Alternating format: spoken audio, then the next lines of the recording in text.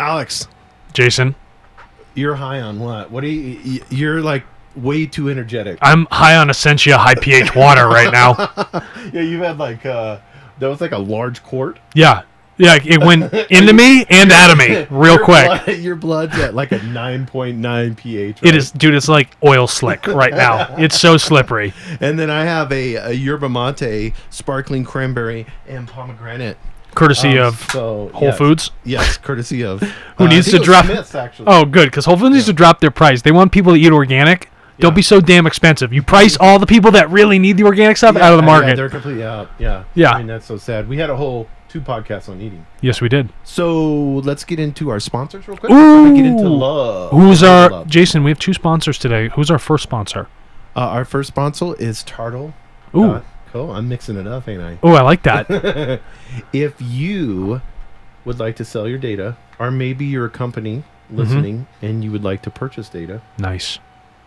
And if you're a company and you're listening and you want to purchase data, how would you do that, Alex? You're going to go to tartle.co and you're going to hit the buyer sign up button. It's a big green button, right? Anything you ever wanted to know to figure out what your demand was for your product or your market or the people that buy your stuff, or you want to know about them, or you're doing medical research, all these things are now possible because you get the information directly from the people in an ethical, moral format, right? And it's totally anonymous and completely encrypted. And whether you're in South America or Belgium or Korea, doesn't matter. Does not matter. Does not matter. Everyone's allowed in. It's totally open, completely horizontal playing field for everybody to jump in. We all start even out of the gate. Tartle.co, Tartle, free to sign up. And that's for literally everyone. Everybody. Everywhere. And I think, we also have one more sponsor. Rigby Digital. Yes. Great company. Yes. Let me tell you something. They do small to medium-sized businesses for their online SEO, getting web pages made. The web pages are absolutely gorgeous. Any specific type of advertisements. Almost as gorgeous as you, Alex. Stop that. Snapchat, Instagram, any of those ads, all those things are completely possible. Huge amount of payback, massive amounts of value that the clients receive. Rigby Digital. Yes, I love it. RigbyDigital.com.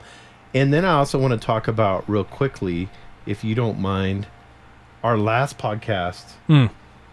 What was the De Mello hammers? We dropped him some De Mello hammers, right? Explain the book. Let's go in case somebody didn't hear the first. Yeah, so if you need to go back and listen. Yeah, you are highly encouraged to go back and listen to the first part of the episode from last week. Okay.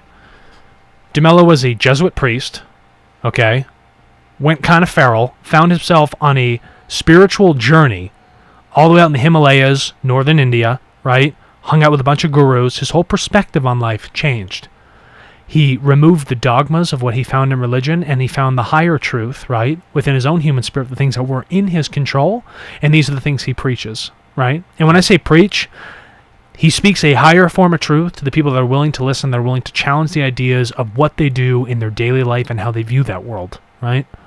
And he doesn't tell them to act differently. He just gives them the tools and everything that they need to act differently in a brash, very truthful, straightforward manner. Yes, and very practical. And some of the hammers we talked about were going through life's journey, right? If you're on a bus, all the shades are down. You're not worried about all the stuff that happens in between. You're worried about who's going to get the seat at the front, who gets to get off first, and the end destination. But everything's missed in between. And the beauty outside. And the beauty outside. It's amazing. You talked about your trip in Scotland. Scotland, all that other stuff, right? Because you're not living in the now at that moment, right? You're only worried about what's in the future. And you're always clawing. And what we talked about in the other episode was that you're always clawing for that material world to have that define you and who you are and how people see you. Only to find that those things are not the things that last, right? Those are the temporal, right? Those are the impermanent things that we have and define our lives and our perspective and our programming of how we view this world. So, go ahead. Oh, no, sorry. I was, were you done? Yeah. I was getting ready. I thought you were like done. You were like, so I was like. Sorry, my lungs were about half empty. So I was on page 20 and I thought we'd just pick up the book and start on the next chapter.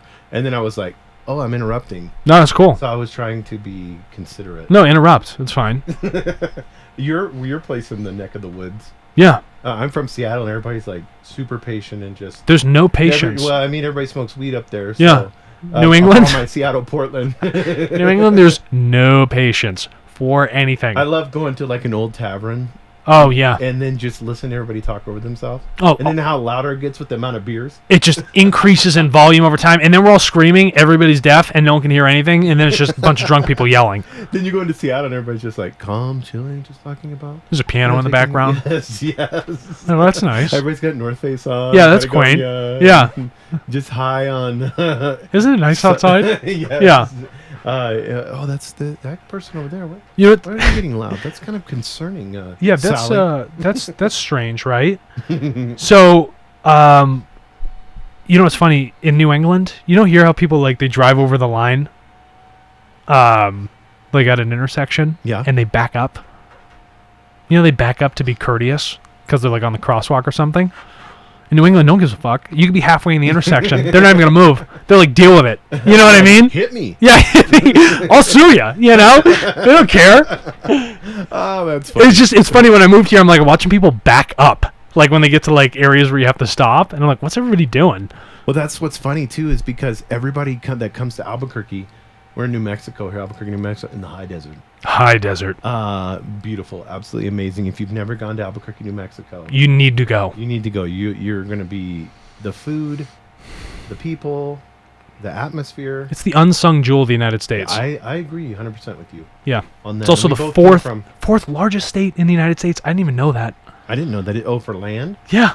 Oh, wow. Isn't that crazy? I didn't even think about that. I had no idea. Yeah, that's That's wild. crazy, yeah.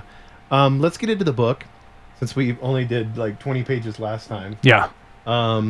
Folks, get a nice cup of tea on, sit back, throw the headphones on, kick everybody out, lock the door. Because you're going to get... it's hammer time. It's hammer. Oh! Time to settle in. Because Mr. De Mello is going to hit you emotionally and spiritually. Yeah, and it's going to be brought to you by Rigby Digital. Rigby Digital. Coming here live. From 99.9 The Beat. Oh, by the way, thank you to 99.9 Yes. The Beat, 501c3 nonprofit here in New Mexico, nationwide radio station. This would not be possible without the help and the supervision, frankly, because we're like children in here, of this entire area, and having Byron, who's the kind of head chief. You know what's so funny? Go ahead. I just thought of this. Yeah. I got to interrupt you at this one. Think about this. This is so cool. This is what I love. So the Padrells have been here since the 50s, and they owned a barbecue place. And all Yeah, this is great. us This is great. I love this. Yeah. barbecue, and he's loving our higher density living podcast. Yeah, he's He like, thinks it's like amazing. They own a barbecue meat restaurant, and our podcast, like, where we just did stuff on cows and being vegan or plant-based plant-based diet, all that stuff. and he's like one of our biggest supporters. He's one of our biggest And supporters. has helped us out more than Like a man of non-judgment, just Yes. phenomenal, and totally open to let the polar opposite of how he sees the world come in Yes. here and operate with him. and I love that, and that's how it should be. So it should be. Oh, Yeah. you know what else is cool? He's black. Yes. That's the best part. That's the best part. You know what I mean? Everybody considers like we're like the whitest of the white. We're so white, Higher density living. And we got two like plant-based, one vegan, one plant-based, sitting here at 99.9 The Beat, old school hip hop and R&B. Oh, yes. I friggin' love it, man. Just like talk about breaking down barriers. With ribs. In fact, he had you. He had you smell this whole big. Huge piece Yeah, of meat. yeah, I'm huge like, piece Byron, that looked. I kept that it looked nice. amazing, I kept yeah. a distance, but Yeah. I'm like, it looks nice. So the eye of the needle. Oh, I'm sorry. We're gonna refocus ourselves. Yes. Yeah. That was cool though. Thanks for bringing. Mark 10:25 in the Bible says this is easier for a camel. Take it easy with the pulpit. Your whole energy changes when you start reading that. Go back to my Dude, your programming kicked in so hard. Oh my god. Mark 10:25. Oh man, I'm sweating. It's like a leather-bound Bible just came out of nowhere. Oh, I do have. I showed you one. Oh. I was so excited. I'm dressed up in It's my like a Schuler Bible. Sunday best over here for Jason. Mark 10:25. Holy shit. That's what Jesus said. Okay. It is easier for a camel to go through the eye of a needle than for a rich man to enter the kingdom of God. I'd pay to see that.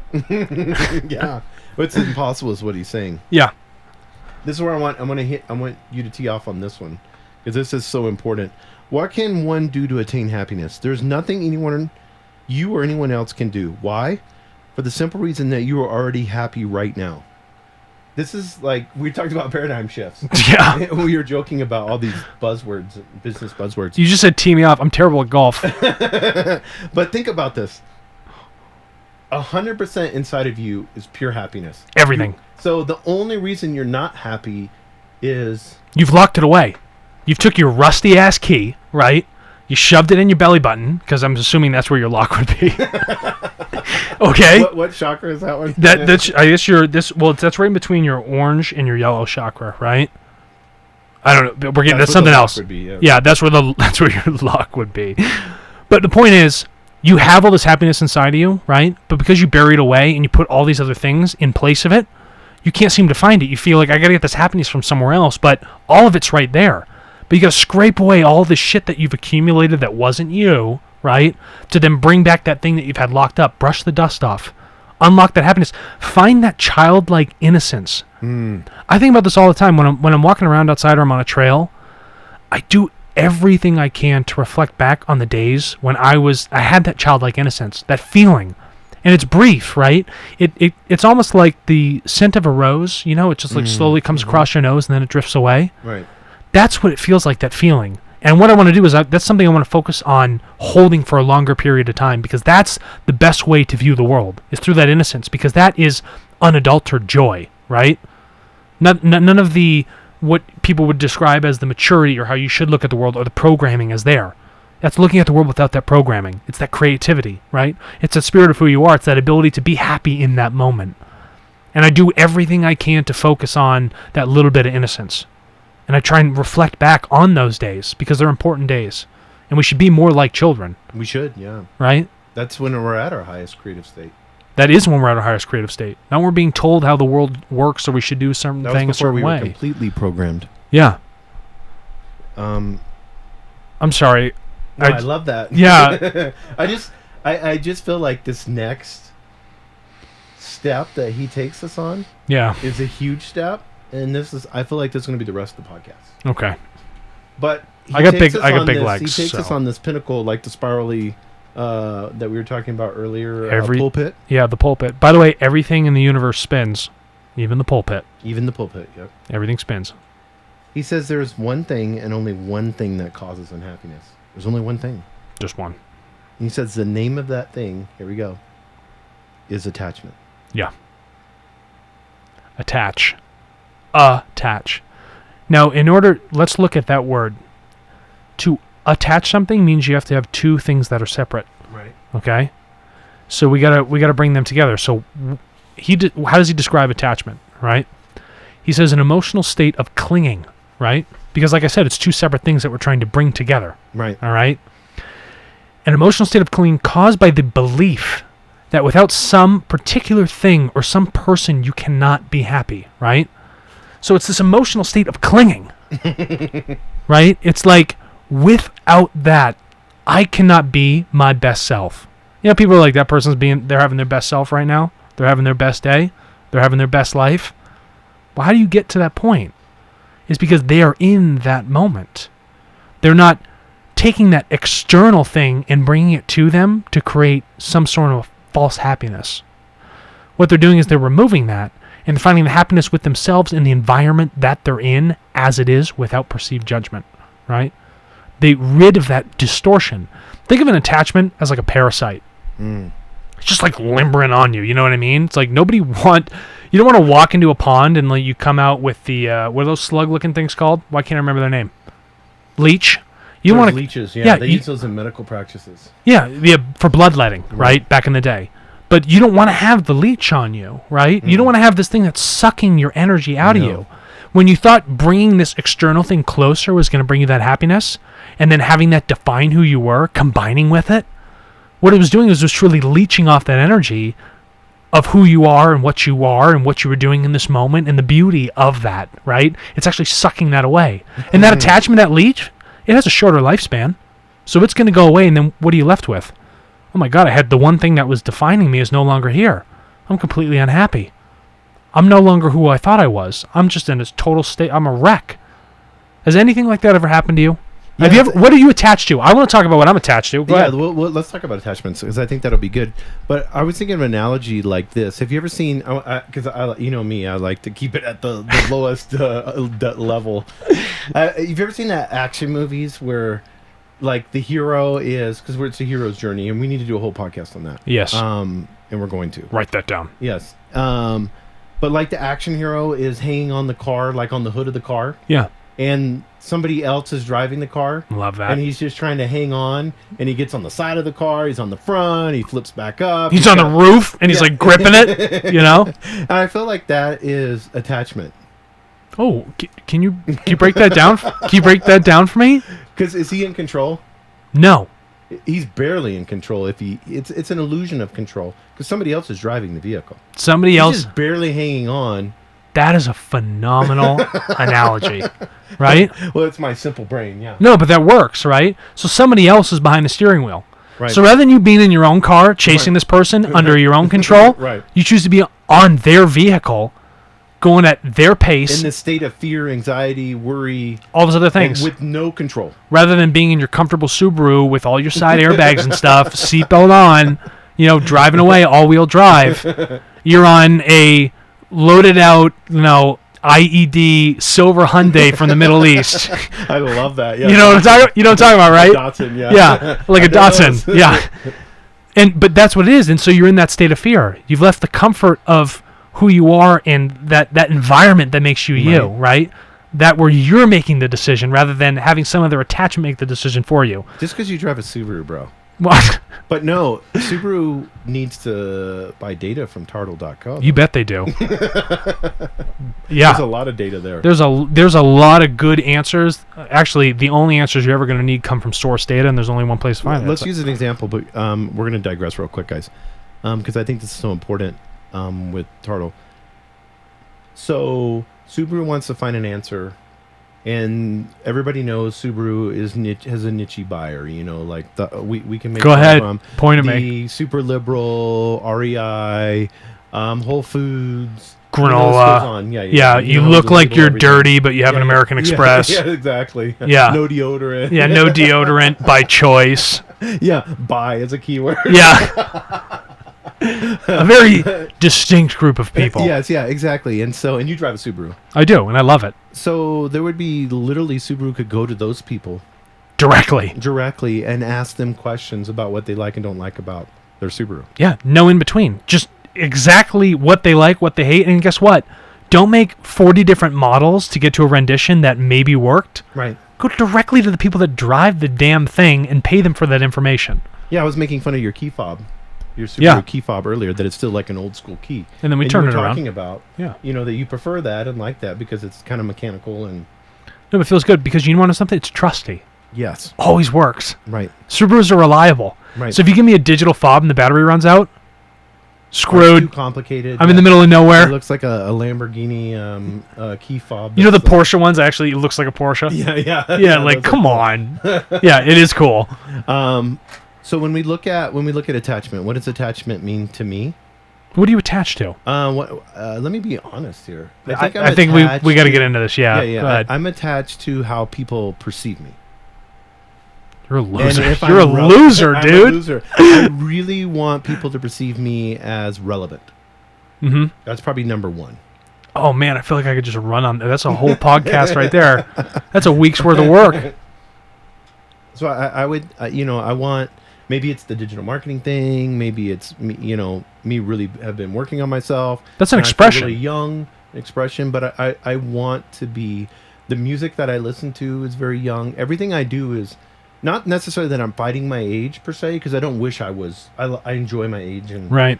But I want to be relevant in this world. I have a desire for people to perceive me as being like, oh wow, he's 46, but he looks like he's 22 or 23 or 30 or whatever. Yeah. And he knows so much about, and that part I haven't figured out. I know there's some good to that, but there's also this other ego part. Can I ask yes, why then? Hit me up on this, yeah. Jason, why do you feel like you need to be relevant? Why aren't you just relevant as you are? You take all these things into the world, right? Right. You absorb all. You enjoy absorbing these things. So why is it that you're not relevant, but you still think you need to have some category or some perception that someone sitting across from you is like, this guy knows what he's talking about, he's relevant? Why, though? I think it perceives from because it's a computer programming. So now it we know is. that. Yeah. That was our last episode. You need to listen to that. So I had been thinking about this, the computer programming of the hardcore religion that I was in when I was younger and grew up in, that, you have an angry God that sits on a throne that's looking at you, condemning you. You're going to hell. And if you don't accept Jesus Christ as your Lord and Savior, you're going to go to hell, where there's a worm that's going to eat you. That's hot. And it's going to be super hot, and you're going to be tormented literally Sounds forever and ever and ever. And if you accept Jesus as your personal Lord and Savior, then you get to go to heaven, where there's gold streets and mansions, and you live a life of bliss. So in turn, this not always feeling good enough. Wow. Do you think that came from that point? Yeah, I think. Do you think my it's just programming over is, I time need to be relevant because I want to be good enough for everyone that I talk to. Wow. And the only way for me to be relevant is me to perceive. I want them to think that I'm cool, and I think that's where it comes from. It's that programming. And plus, there's an ego thing about that. If somebody says, "Oh, you look younger," or "Oh, you're in great shape for your age," or you have tattoos, or whatever it may be. Sure. I want to identify in that aspect. So I think, honestly, that's probably the number one attachment issue I have. Wow. Yeah. I mean, I don't know what to say. I'm not going to psychoanalyze it. You know what I mean? All I got to say is one, thanks for sharing that. Right. And I just hope that when we look at it, you're aware of it. Yes. Right? And like we've said before, and this was in last week's podcast, it's very difficult to step beyond that programming. So now what do I? So now I recognize the programming. Yeah, you've recognized the programming. So the next step. Let's use me as an example here. I love this. Okay. So the next step is, when I approach somebody and they view me as being relevant, and they think I'm cool. Now I have a choice. Yeah. Can I humble myself and understand that I'm just am who I am, right? Or do I sit here and I start with this expectation of this conversation, and then the relationship I have with this person will continue to be on that prior thought or understanding that this is who I am. This is how I should be defined. Or maybe I'm looking at it as, now that you think I'm cool and relevant, now I'm over you. Ooh. So now I can judge you. So now you've made them the lesser. Yes, because of my insecurity and fear of never being good enough. Wild. So because you've not filled that hole within yourself. Right. You're now creating another hole in a relationship. You've now left that person, making them the other, right? So now you've just created a reflection internally of what was inside of you and applied it to the outside world. Because everything I view can't be all as one, everything equal. There has to be layers to everything. But there doesn't. No, there doesn't. And I'm saying that. Yeah, no, I get it. Something that I've been self-aware, and I have really been working on, and truly selflessly loving people as they enter into my life and seeing that we're equal. Yeah. But I feel like that is a weakness that I have. That it's not a weakness. Yeah. Okay, go ahead. Okay, that's just not a weakness, because now you're judging that part of you. It is just a part of you. Okay, right. Look at it with non-judgment. Accept it for what it is. Understand its programming, as De Mello puts it, and then leave that distortion behind. Work beyond that energy. Okay, overcome that energy with a higher form of energy, that form of love. Right, that deeper form of understanding. And that'll come from a deeper form of understanding yourself and the other on the outside. Yeah, I love that. So let's get into your attachment. Yeah, go ahead. What do you want to ask me? What am I attached to? Yes. Yeah, like besides blueberries and oat milk. Oh my God, blueberries and oat milk. Oh my God, I'm totally attached to that. I'm actually, and this I know for a fact is a function of my upbringing. Okay, I am attached to comparison. So, wants versus needs, cost versus cost, right? Cost versus opportunity. So when and this is a problem, and sometimes this will show up in the relationship, right? Is if someone asks me about something, well, it's like, well, if you want that, you can't have that without doing this, right? Have you considered this other option, right? Or beyond that, I look at the world, instead of just taking it for the beauty in the moment and enjoying it for what it is, I look at the world sometimes as in, holy shit, I got, going out to eat, I got to pay the money for this, I got to go over here, I got to spend money, I got food at the house. Why should I go out and eat, right? That's not necessary. And it strips me away from the moment. It strips me away from living in the now. And this is a function of my upbringing, right? This comparative analysis of everything that happens. I grew up, moderately wealthy and then extremely poor. Like nothing. Like so damn poor. Like it was just ridiculous. Like I don't know how shit was even functioning, frankly. Right. All right. And then, I go from cleaning bathrooms to all these other things, and there was a little bit of frugality to it, right? And my perspective of the world and how I should appreciate material objects, right? And all these other things that came into place. So this comparative analysis of how I viewed the world. Well, I can have this or I can have this. And if I choose to do this, why am I doing it when I already have all these things here? And so then I start looking at the future value of everything. So it puts me out of place with the moment that happens right now. And my attachment, that issue is not being able to live in that moment because I comparatively analyze everything. Every event, every object, absolutely everything I do. And I recognize that I do it. And it's very difficult for me to stop for a moment and be like, okay, don't be like this. And Amanda's like, you gotta fucking cut it out, right? Because what you're doing, it's just, she's like, it's not cool. You're being hypocritical to what you say, right? And you need to recognize what you're doing. And I don't do it to be like demeaning or take away from the value of what is happening or what people want to do, but it strips the emotion out of a moment. Yes, exactly. It kills the joy in the moment. And I know that so hard, so deep down inside of me. And that's one thing I'm just working so hard to move past, right? To overcome it with a better energy, to live in that now moment. And it's very difficult to live in that now moment all the time. But my attachment to that comparative analysis, man, yikes. Like thinking about it right now, like I know it's not good, right? And it all those beautiful moments that, and if I go back, if I start looking at my whole life, right? Think about all the moments I wasted comparatively and just analyzing things, saying one or the other, can't have this, why would I do this if I have that? It has destroyed so many beautiful events and I couldn't really appreciate them in that moment. Fuck, that's my attachment. Right. But I mean, you have to look at it and say it was the programming from what happened that was horrific to your family. It was this outside world. Right, this external thing. It was not, I was not focusing my own internal joy in that moment. We're just appreciating things for what they are. And now, like, remember the last episode I talked about, I don't buy that much clothing. People give it to me, right? Right. And I found that I just don't need those things anymore. And it's been easier for me to leave that material outside world, right? And then just focus on who I am, because it pulls me away from that comparative analysis. Oh, right. Do you see how that... So like living more of a minimalistic lifestyle. Yes. Pulls you away from, because if you had things all around you, then it's just comparing constantly. Constantly. And it wears me down, right?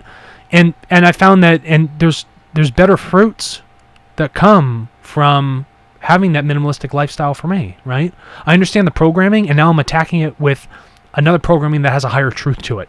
I like that. And the minimalist thing expands beyond just the comparative analysis. It matches with spiritually how I view the world and everything else. So I found something that worked. But it's taken a lot of work to get to that point. And I can sense the programming when it comes up. Right. And I gotta like stop myself, you know what I mean? And it's just like, yikes, like it's okay. Everything's all right. The world's not gonna burn, you know? And you're not gonna lose it all in 2 seconds. No, you're not gonna lose it all in 2 seconds, and that's folks, that is my attachment. It's just you trying to prevent loss. Yeah, and again, it's that control thing, right? So it's just from, just that whole programming over time. I just had to come to realize I had no... But it seems like you don't do it with like your dogs or Amanda or people. You just do it with things. Just things. Like inanimate objects. Inanimate objects. Like materialistic things. Has nothing to do with people or dogs or others. It's just inanimate objects. Right, because you're great with... Everything else is fine. Yeah. It's inanimate objects. And frankly, I don't give a shit about inanimate objects. But when it comes down to me dealing with them... But they just trigger. They trigger. Like, I'm looking at these two damn stools in here right now, and I'm like, and my brain is like thinking like, well, wow, I got two in here. I'm sitting in this chair. Is this going to work? I'm like, what am I doing? You know what I mean? Right. And that's the brain just going. It's that programming that just runs automatically. But thank you for the no. saying that I don't do it with people and dogs and all that other stuff. I appreciate that. No, I noticed that in you. You're really good that way. It's mainly like finances, in materialistic things, paper with dead presidents on it. And it's funny. I went to school. and I studied finance. Yeah, that's. It's like I'm trying to understand that energy even further, right? And you can even see, that I don't know, fucking like frugality. I don't know what the hell it is, but that energy is carried on. There's a positive, like it is. There's a negative and positive to everything. To everything, right? There's a positive about that too. I mean, people get these tech companies and then they feel like they need to have a Porsche right away. No. $5,000 bottles of champagne. I'm cool with the Subaru. Yeah, exactly. And so it's like, where do you find that? That's something I've learned too. That balance. You know what? Can we tell about that story, that house you had on the west side? Yes. Can we talk about that transition just a little bit? Yeah, I wanted something smaller. So I feel like the 4,000 square foot house, just because it was a lot cheaper here than Seattle, I was in a house I didn't want to be in, a relationship that I didn't want to be in. Because the house was so big and new and amazing, and it's like I said, people are like 4,000 square foot, but if you're in Albuquerque, it's very, very inexpensive. Yes, purchase. normal. Any type of real estate. And then I'm driving 40 minutes for a commute. And I didn't have higher density living podcast for me to learn in. And what did you have to put in that house? You couldn't just have a big house. You 4,000 square feet. I had to buy all this tons of furniture at this place, and then I had a couch in my bedroom because the bedroom was so big, and 2 big dressers and a king size bed and a walk-in closet and, an extra bathroom. There was 1, 2, 3, 3.5 bathrooms and 5 bedrooms and and at the end of the day I would work, go to the bar, come home, smoke a cigar out in there, use the bathroom, sleep, and then 90% of the house I didn't even use. Totally unused. Yeah. And then from there, like I said, I was in a relationship that I shouldn't have got into in the first place, and I was unhappy.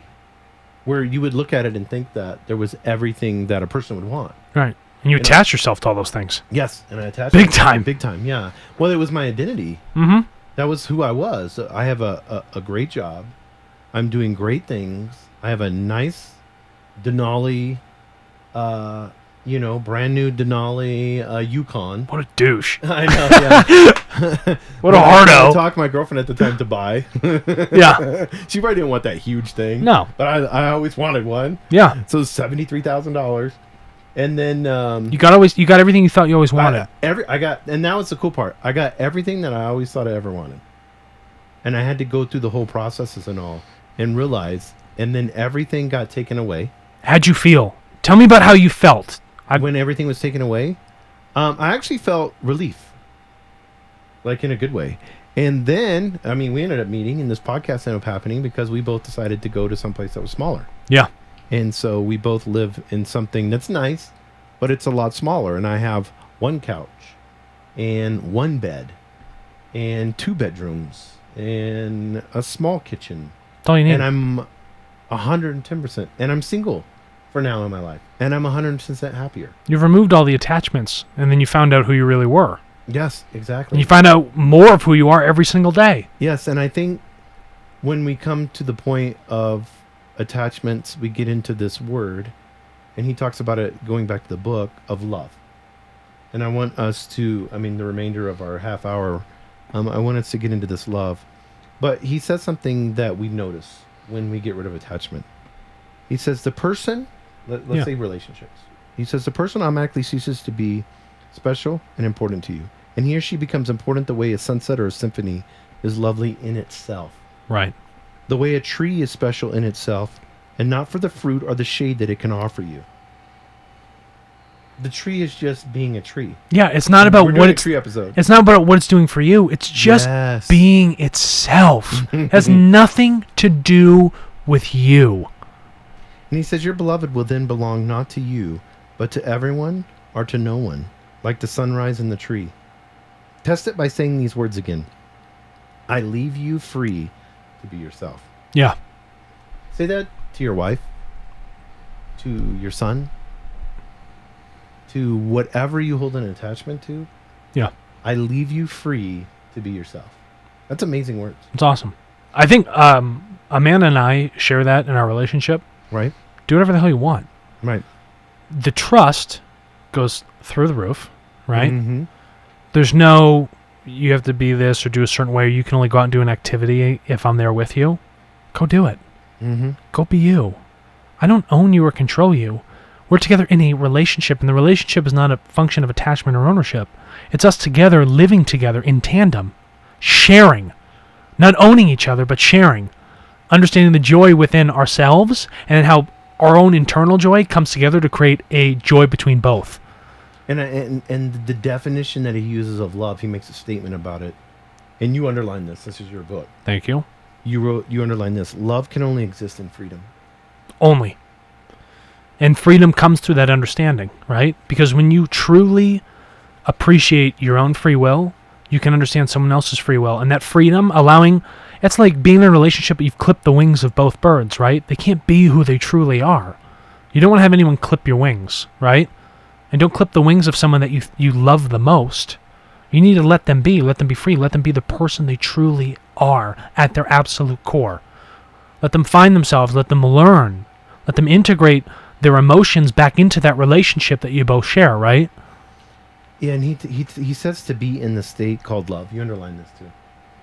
You made my job easier. No problem. To be in the state called love, you must be sensitive to the uniqueness and beauty of every single thing and person around you.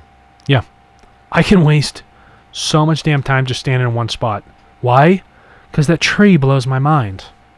The way the rocks fall blow my mind. How this plant can grow through the cracks of this rock are amazing, right?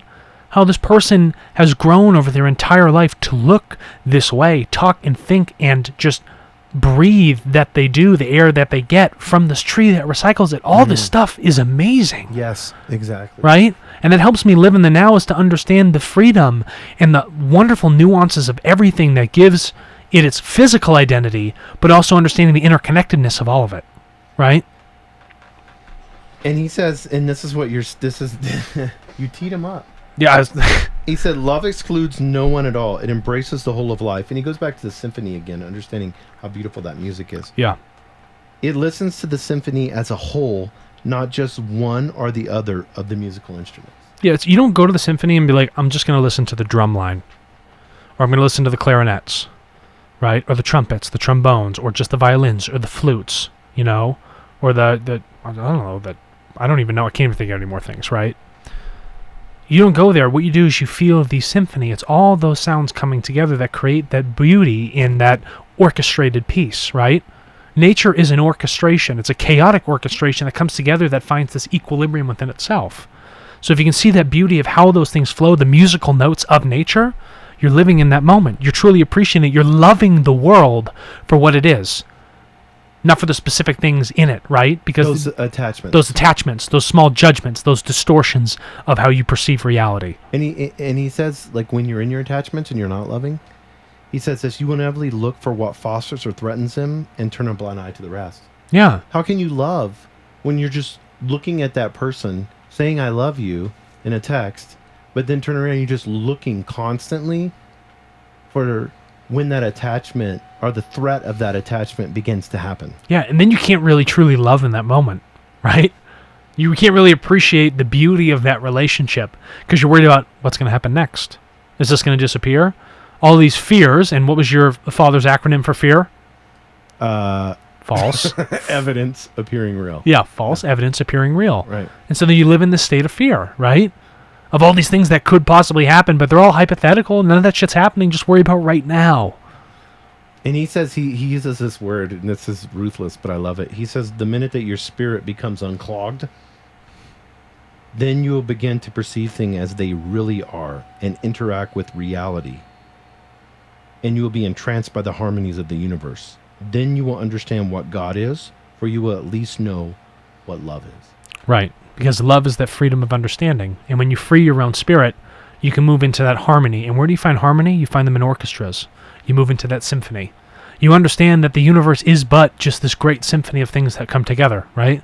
This beautiful rose-colored world with all these beautiful scents, sounds, sights, what you hear, all these different things find this equilibrium of beauty that are here that just grace you out of non-judgment, and they're just being themselves. And when you don't attach to it, you can understand and appreciate the nuances of that universe and what it is. And that'll apply to absolutely everything else in the rest of your life. And he gets into, once again, bullet points. We all love 1 steps, 1, 2, 3, 4. So corporate. He gets into understanding attachment, love attachment. He says the first truth: you must choose between your attachment and happiness. You cannot have both. No, because one defeats the other. The energy of an attachment and the energy of happiness do not coincide. Attachments bring pleasure. Pleasure is brief. Happiness is eternal. Okay? So if you want to have both, you're just canceling out the energy of both of those things. You will never be able to find that happiness. You'll never be able to find that pleasure, right? So choose what you really want. Do you want the attachment and the short-term gain? Or do you want the thing that is absolutely eternal, and that is that happiness that can be applied to everything you do in your life rather than just one thing? Second truth: where did your attachment come from?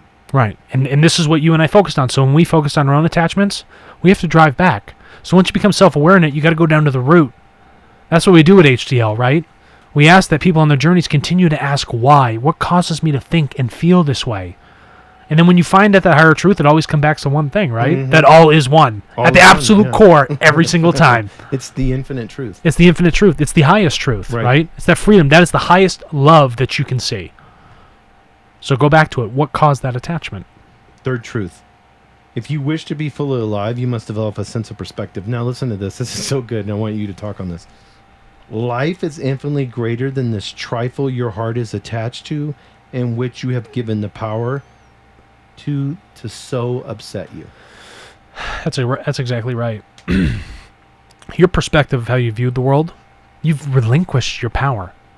You don't have that internal happiness. You're letting these other things define the happiness for you, right? So you are giving away the pseudo power to these objects, to these people, to these politicians, to these businesses, to your manager, right? To all these other material things. And then when they do something wrong, your world cripples, it falls, it crumbles, right? Because there's nothing you can really truly hold on to. There's no real truth. There's nothing eternal there for that defined who you really were. So if you can't look at this final truth and understand that you've given the power to all these things, you've relinquished your free will out of your own choice. You had the free will to relinquish your free will. Man, is that insane, right? But in that hypocritical moment of you giving away that power, you're not respecting who you truly are as an eternal being, a being of such high spirit, such immense divinity and love and light that you are, your interconnectedness to this universe. You've given that away. You said the false reality is the thing that defines who you are, right? That's what has the real control.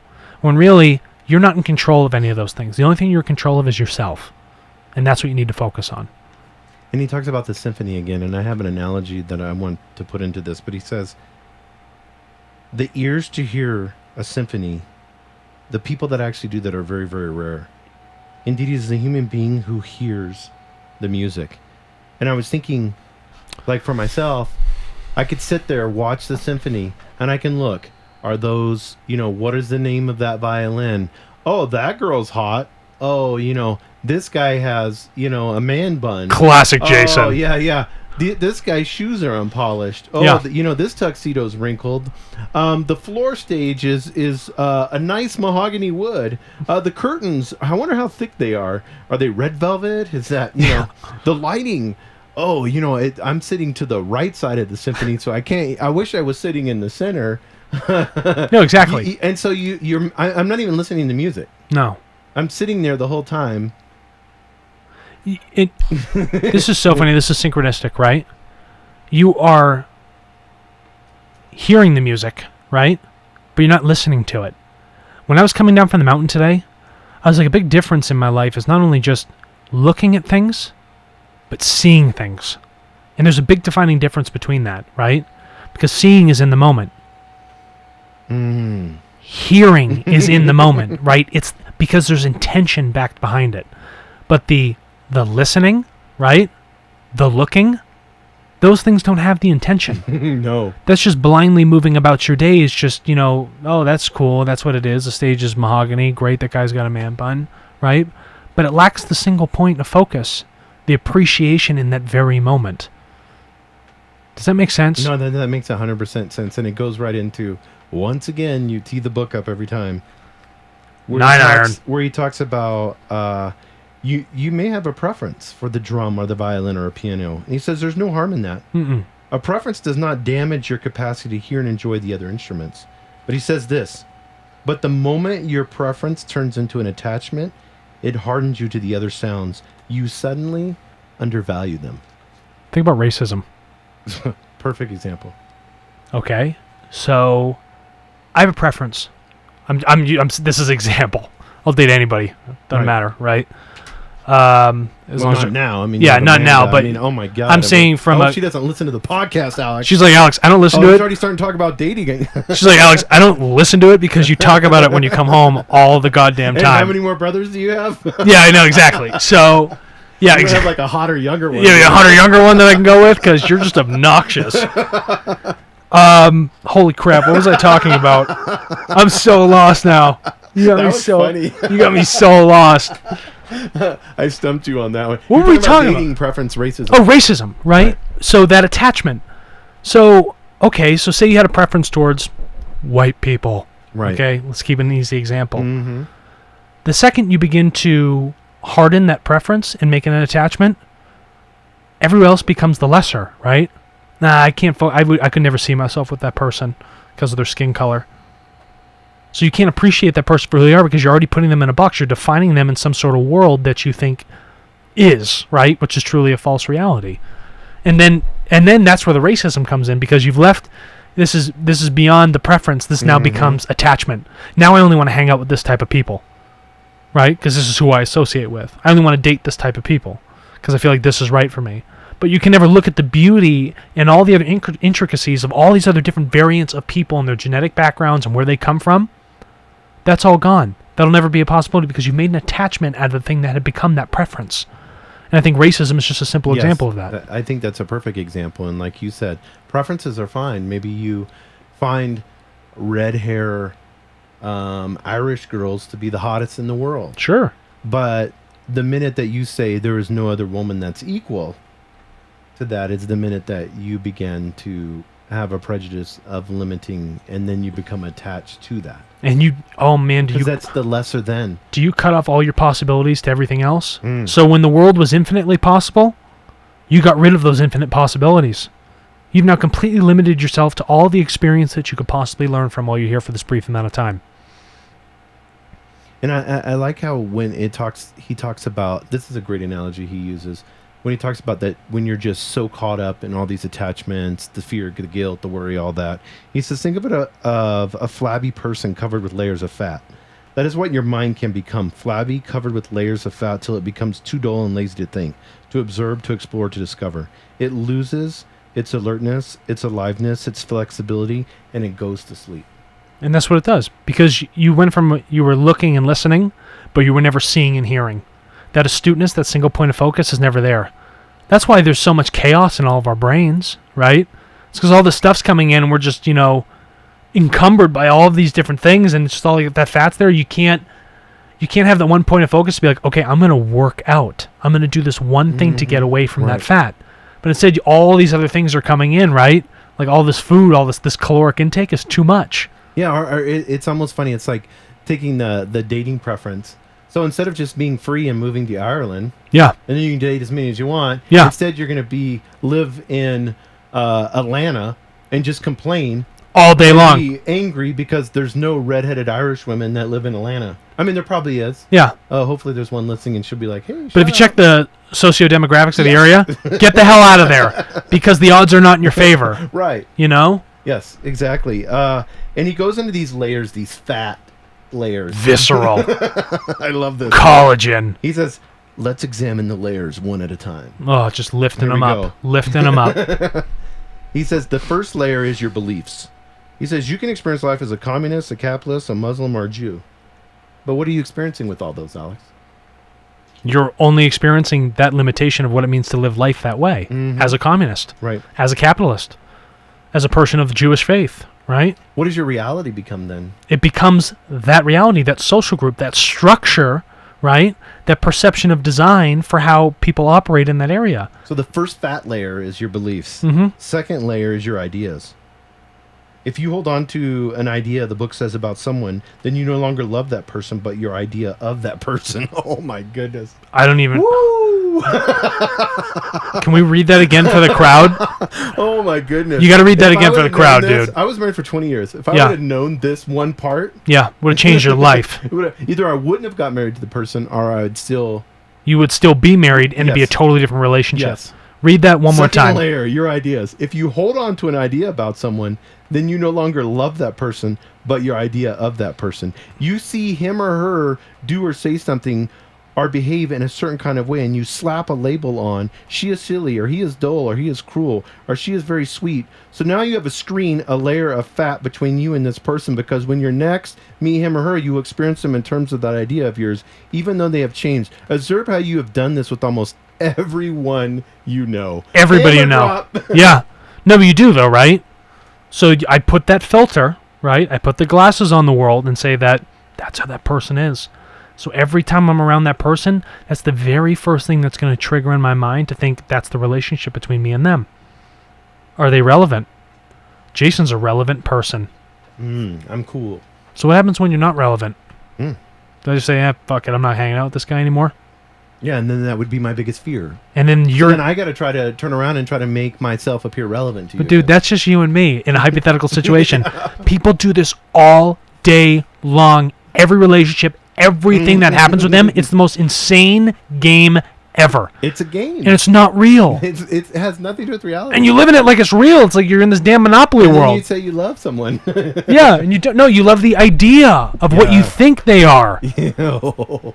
not who they truly are. That's why we've just grown apart. Or they weren't. I was putting more into relationship. No, you grew apart from your idea of who you thought they were. Because if you truly knew the person ahead of time, you would have been in the right relationship. and gave them the freedom to be them. Yes. And not tell them. See, that's something I've done in relationships, where I will, in a passive aggressive way, tell them everything that I think a woman should be. That's great. Isn't that awesome? That's fantastic. So now we just put out like a whole list of structure and substructure. And since I'm the judge, then that shit could change You're at judge, any moment. jury, and executioner. Yes, and it could change at any moment. Yeah. Oh, okay, I'm more spiritually enlightened, so this person should be this way too. They can't understand what I'm thinking or what I'm saying. Oh, okay, well, here's here, and here. Yeah. It's all this idea of. But then you can leave the relationship Yeah. because you're feeling good. I'm king of the world. Yeah. I'm better than everyone else. Yeah, and I left the relationship. Why? Because I didn't love. I left the relationship. Why? Because they didn't fit my crazy ideas that I had. Of perfection. Yes, that no one could ever live up to. Yeah, no one could ever live up to. And So then if they cruel. screw It's that, cruel. oh yeah. It's extremely cruel. Oh my God, it makes my head spin just thinking about it. And I hope it makes other people's heads spin. I hope people start to realize this, our HCL listeners, the truth in this, right? Mhm. You can't hide from it. There's no hiding. I'm tapping on the mic. Okay, we know you're out there, and I know. Pretend I'm tapping on your noggin. Okay, you do all these things. Don't say you don't. We've all been through it. Yes, we all We're all on the same journey all here. is one here. Yeah, all is one. Third layer.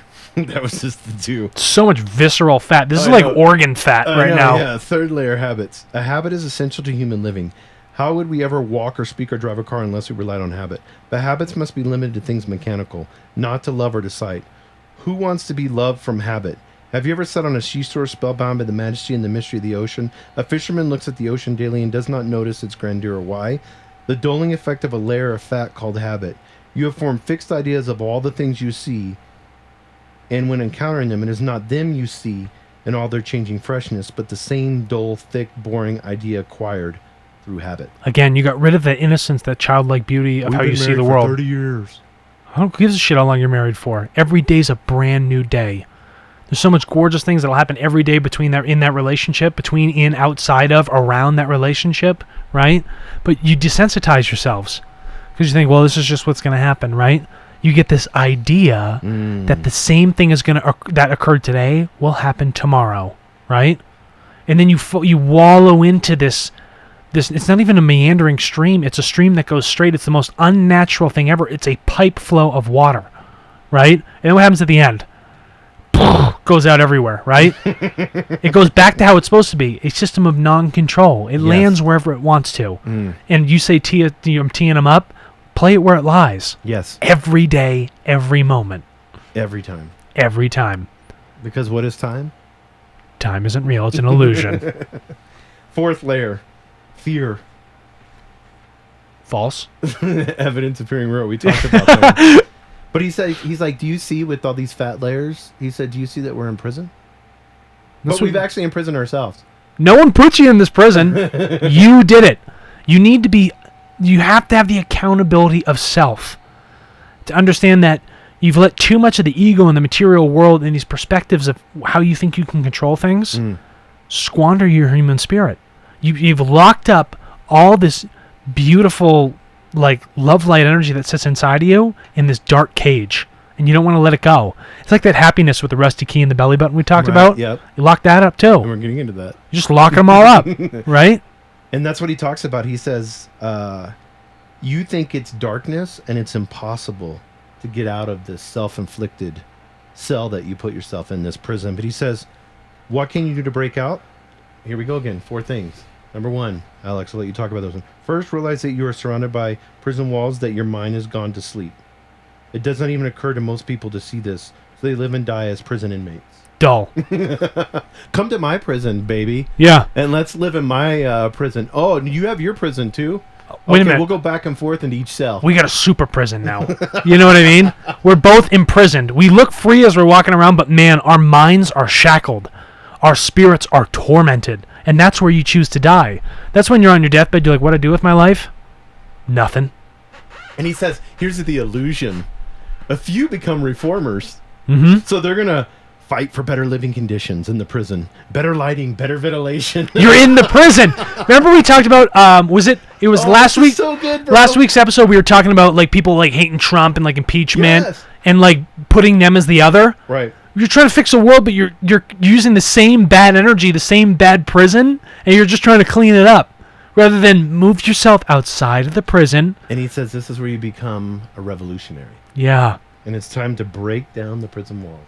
You need like a when sledgehammer, break down that wall. jackhammer, dynamite. Wasn't it East and West Germany? Yeah. Where they broke the wall down? Yeah, they burned the wall. Turn on that wall, Mr. Gorbachev. Second. Here's the second step to get out of the prison. Mm-hmm. Contemplate the walls. Spend hours just observing your ideas, your habits, your attachment and fears without any judgment and condemnation. Look at them, and they will crumble. Right, because you realize that they're all a false reality. That the only person that built them is you, so you're the engineer that knows how to take them down. No one else. No psychiatrist. No book. No other person's going to tell you to take them down. You're the one that put those walls up. You're the mason. So unmasonize it. Yes. I don't even know if that's a word. Unmasonize it. Yeah, right? That's a good one. That'll be in our glossary. Be your own Gorbachev. Yes. Okay? Rip that wall down. Yeah, because, I mean, when you study that, it's crazy. I mean, he went through... I mean, he was challenged by our president at the time. That was probably our last president that had, like, true balls. But whether you agree politically or not with him. I mean, he was... I like what he did to the... I went to the Reagan Library in California. Yeah. It was interesting with the union on the the flight guys, the guys that control the flights, air traffic control. Air traffic control. And he's like, so? But we put, and there's a good, whether you agree politically or not with Reagan, doesn't matter. But it's like at the end of the day, you look, there I go at the end. Yeah, I knew. I didn't have to say it. You could just feel it. You could feel it. I went 2 weeks. At the end of the day. When you look at it, though, he came to the point to say, it's an illusion, guys. You guys, what are you guys fighting for? Yeah. Let's sit here and look at it and see where we're at. And if we can't sit across the table from each other and have a conversation, then, okay, here's where I'm at. Yeah. Here's where the government's at. Here's where you're at. We can't sit? Okay. No middle ground? Fine. Yeah. And there are going to be people, and this is why I love this one. He says the fourth and most important step is to sit down quietly and observe how your mind functions. Oh, skip the third step. Third step is spend some time observing things and people around you. Look, but really look at them for the very first time. Remember I said, Look at the leaf. don't the look, tree. see the leaf for what it is. Right. For the first time. First time is innocence. Mhm. That's non-judgment. That's the highest form of love. If you're going to identify with anything, identify with love. Because identifying with love is not identifying with anything out there, right? It's just funny. All paradoxes are solved within the unity of the universe. We create these paradoxes, these walls, right? These ideas, these distortions. But when you see the unity and that all is one, all your paradoxes are solved. Nothing is ever in any confusion. Right. It's just equilibrium all the time, right? There's nothing to get upset about. That's where that bliss is. And he gets into and this will really mess people up, and this messed me up. My fucking brain feels like it's exploding right now. Dude, I've had so many hammers popped up. Holy wow. He uses, okay, I'll try not to get in my preacher voice. Matthew 6:3. Yeah, take it easy. When you give alms, do not let your left hand know what your right hand is doing. Is like giving the money and then thinking like, oh, I'm giving to the church. And he talks about charity, happiness, holiness. And he says the moment you will cease to be happy is when you think that you're happy. And I love this one. He says, when the moment that you're aware of your holiness, then it goes sour and you become self-righteous. Right? I'm so religious. Look at these people over here. I'm a guru. I can move stuff with my mind. I can do all this, and that's like, no, you've ruined it. Remember I said I was walking around Amanda last week's episode, and she's like, what are you smiling for? And then, wait a minute, and I stopped smiling. Because now I've realized, why am I happy? You know what I mean? Now I begin to question that one thing that I was just being in a natural state of. You know what I mean? She didn't do anything wrong, but it's a perfect parallel to what is being said here. And he says that there's something that you must understand. 2 sources for change. Ooh, I like the word source. Yes. One is the cunningness of your ego that pushes you into making efforts to become something other than you're meant to be. It's a tricky, pushy thing. Your ego drives you to do things that really aren't you. Yeah, it'll make you be like myself, extremely prideful and be in a religion and think that the basis off of that religion makes you superior to everyone else. Mm-hmm. Whatever it is. Whether you're Catholic, Jew, Muslim. Doesn't matter, man. They've been doing it for all of time. Yes, it's happened. Exactly. And then the other is the wisdom of nature. Thanks to this wisdom, you become aware, you understand it. That is all you do, leaving the change, the speed, the time, manner, the time to change, to reality and to nature. Just let it move at the pace it wants to move at. Do not define nature, because if you try and define it, you're trying to define yourself, and you're lying to yourself. And you talked about this earlier, and he says this in the next page. Your ego is a great technician. It cannot be creative. And then he says nature is not a technician. Nature is creative. Nature is creative. That's so all you're doing is just fighting nature the whole time. It's always like trying to fight the tsunami or the hurricane. You're going to lose every single time. Look how many times we've tried to improve nature as mankind. What has happened? God. Never works. Dams, Yeah. they become crippled, Yes. right? There's so many examples you could do with us trying to control nature. Never works out in our favor. No. Shouldn't have built that bridge there. Shouldn't have put that nuclear power plant there. You know what I mean? Yeah. Every time. Don't try and control the weather with your DARPA thing or whatever the hell it is that you have out here, out in New Mexico. Don't try and control nature. Just let it be what it is. Because then you're imposing your idea on how you think the universe should be when you're the one that has the universe inside of you, right? It's the thing that created you. And I love when he gets into, I've been saying this, I guess this is a podcast of love, but love is to be found only in fearlessness and freedom. And then he says, think of something that you absolutely love to do. He says, whether you're praised with it or not, whether you are loved or rewarded for it or not, whether people know about it and are grateful to you for or not, count in your life, he says, how many things that you truly love and activities that you do that grip your soul, that you delight in, he says. And then he says, cultivate those, because that is your passport to freedom and to love.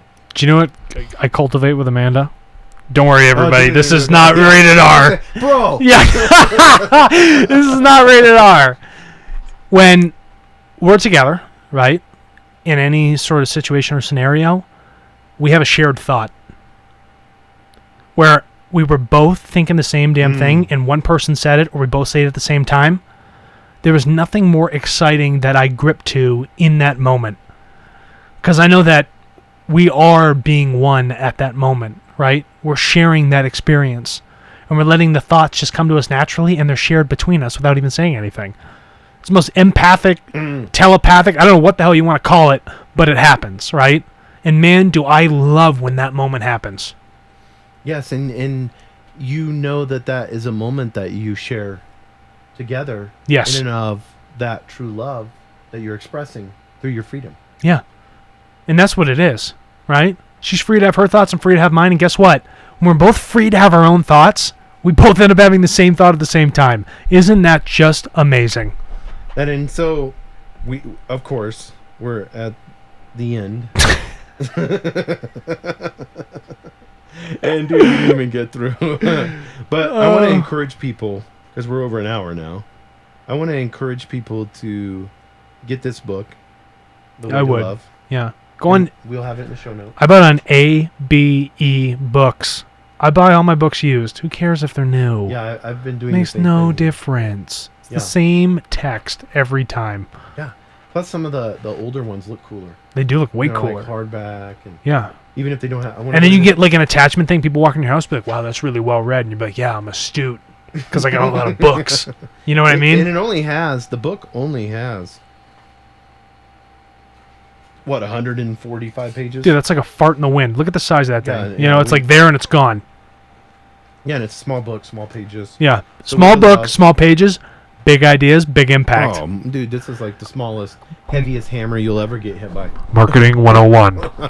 Yeah. Yeah, this is so good. It's the lightest and heaviest hammer ever. Well, we encourage people to share this information with others. We hope that this impacted you, and if it did, we ask that you share it. You can go to higherdensityliving.com, and then whether you use Apple for your podcast, which 70% of people do, whether you use Google Music, Spotify, it doesn't matter. If you Deezer. Deezer if you're in Germany. Whatever you listen to, we encourage you to listen to the podcast. Leave a review, especially if you listen to an Apple. That'd be kind of cool, yeah. They rate podcasts by the reviews. Oh, so even if you tell us you're doing a shitty job, just give us a lot of shitty reviews. Just give us a 5-star. We'll be the world's worst review. And so that helps us, and it lets us rank higher in the spirituality side of things. Not that we want to rank or that we're class, but no. But if this journey had information out, if it had an impact on you, it'll have an impact on someone else. Share this journey. Share this teach, learn, teach moment, and understand that there's that unity and that all is one. So share that with them. And we do little clips from the show that kind of little reminders for you. We put quotes out every day. Multiple times a day. And so you can go to Facebook, Instagram, Twitter, LinkedIn, Pinterest, everything, YouTube. We're fixing to be on Twitch and fixing. 30 other. We're fixing. We're fixing. You love it. I love when you say fixing. And subscribe to whatever it is. We're going to be on there. Make sure that you share it with others. Why is the reason, Alex, that we want to get this information out to the world? Why? Because, again, that whole material world is not the thing that's going to evolve. Those are the things that are going to be rust, and they're going to disappear, and they're going to go away, and they're going to be in those landfills. The thing we need to focus on is ourselves, our spiritual journey, our enlightenment, raising our vibration so that we vibrate as the thing closest to light, the one thing that makes up our body, that we've encompassed our entire universe and what it's built out of. That's what we want to achieve. And that's through teach and learn and understanding the unity between all of us. Because all is one. Because all is one. And we want to thank our sponsors once again real quickly. Turtle.co And RigbyDigital.com. Thank you very much. Yep, thank you guys.